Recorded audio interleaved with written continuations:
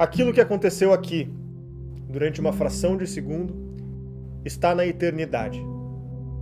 Nunca mais voltará a não ter acontecido. Com esta frase ele explicava o mundo e, ao mesmo tempo, nos dava pistas do que viria a ser a sua obra. 2 anos após o término da Segunda Guerra Mundial, nascia em Campinas, cidade do estado de São Paulo, o filósofo, jornalista, escritor, professor, polemista e até guru, Olavo Pimentel de Carvalho. De origem pobre e índole tímida, encontrou seu destino no significado de seu nome. Olavo significa herança, sobrevivência, ancestralidade. Passou os primeiros anos de sua vida doente, na cama, dependente de injeções diárias para tentar uma cura incerta. Foram 7 anos de doença, seguido por 7 anos de miséria.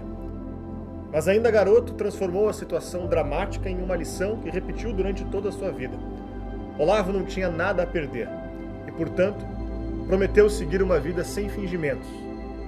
Rebelou-se contra a escola, negou os professores e as tarefas de casa. O impressionante foi o porquê. Olavo queria dedicar o seu tempo aos clássicos.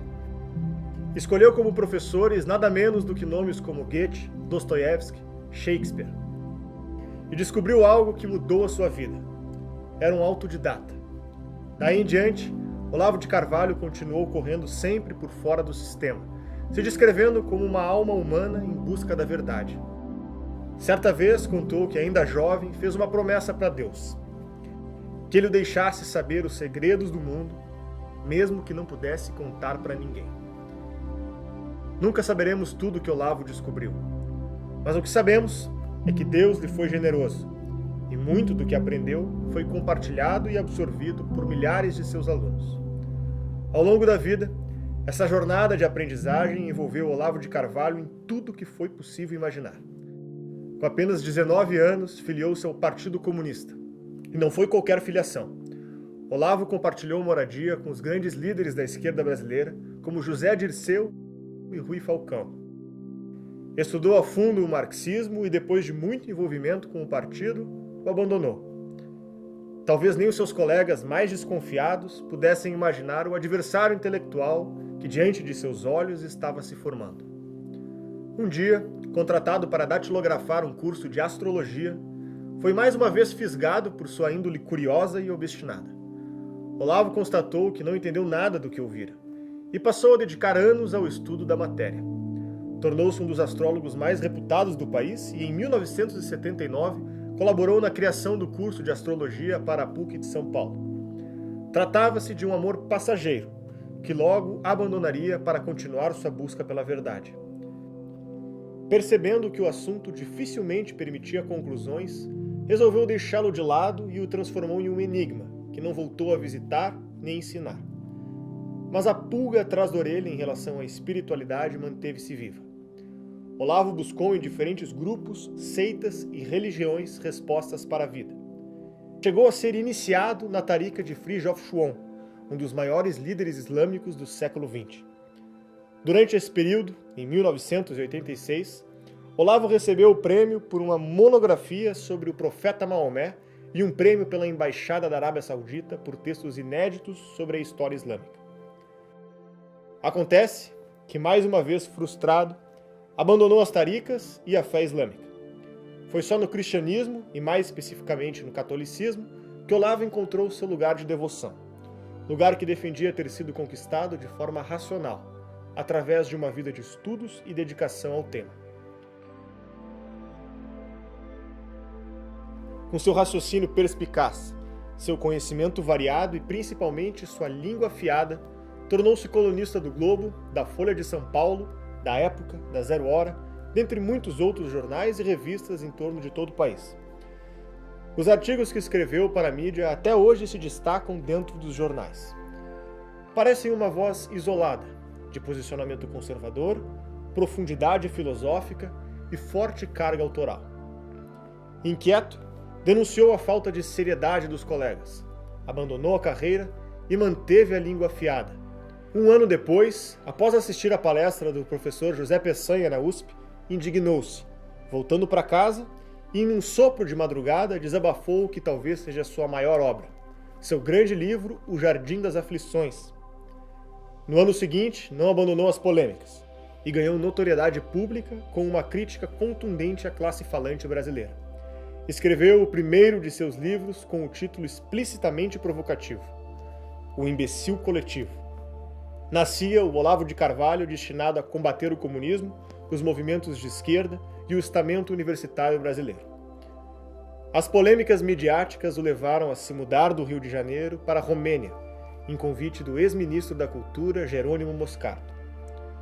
Lá desenvolveu um intenso trabalho e aprofundamento filosófico, sendo inclusive premiado com a Ordem Nacional de Mérito da Romênia, entre outros tantos reconhecimentos. Ao voltar para o Brasil, encontrava-se depauperado, com extremas dificuldades financeiras. Foi quando Rogério Marinho, irmão de Roberto Marinho, lhe concedeu uma coluna no jornal O Globo. A coluna durou até Marinho morrer, quando Olavo perdeu o emprego. Foi morar nos Estados Unidos com o visto concedido a portadores de habilidades especiais, o Gênios Visa. Fundou o site Mídia Sem Máscara e deu início ao trabalho de renascimento da direita brasileira. Fez previsões acertadas, entre elas os escândalos de corrupção que envolveriam o PT, o renascimento conservador do Brasil e a polarização política dele derivada. Criou uma classe conservadora, educou milhares de alunos e vendeu centenas de milhares de livros. Em 2014, quando irromperam as manifestações pelo impeachment da então presidente Dilma Rousseff, uma frase era encontrada nos cartazes de todas as cidades do país: Olavo tem razão. O slogan nunca saiu de circulação. Uma rara homenagem à assertividade das previsões políticas feitas pelo filósofo.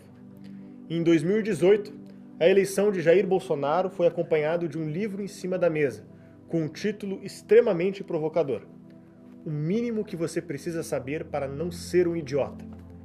Tamanha ousadia já denunciava quem era o autor que, de alguma forma, influenciava o novo presidente da República. Tratado desde então como guru do governo pela mídia brasileira, Olavo foi conflitado, desafiado, atacado e até mesmo difamado. Durante todo o processo, manteve seu espírito polemista, xingou e detratou praticamente todo e qualquer jornalista oponente de suas ideias. Negou ter relações com o governo, mas manteve suas opiniões polêmicas sendo publicadas diariamente nas suas redes sociais.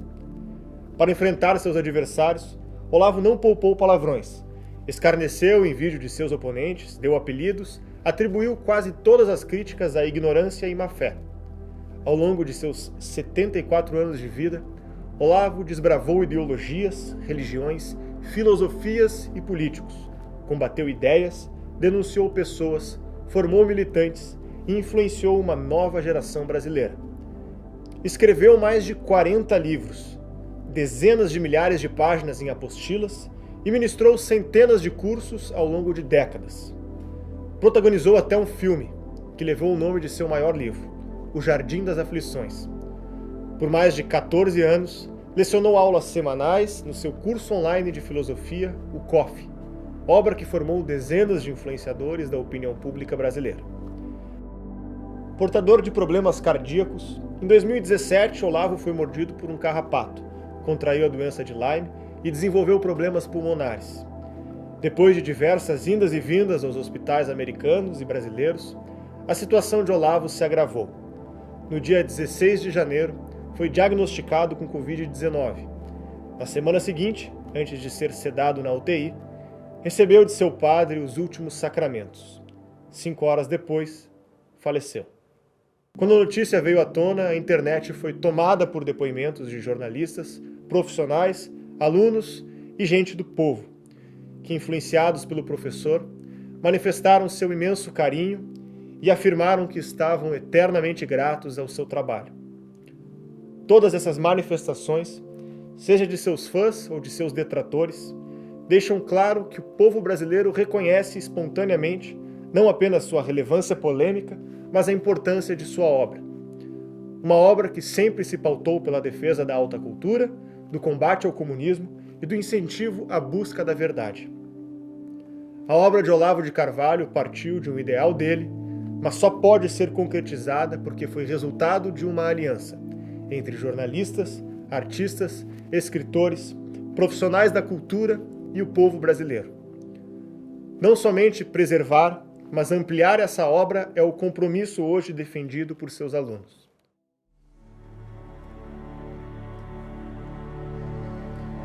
Entre inúmeras aulas, brigas, artigos, livros, tweets, erros e acertos, Olavo termina a vida como testemunha de um conselho que deu.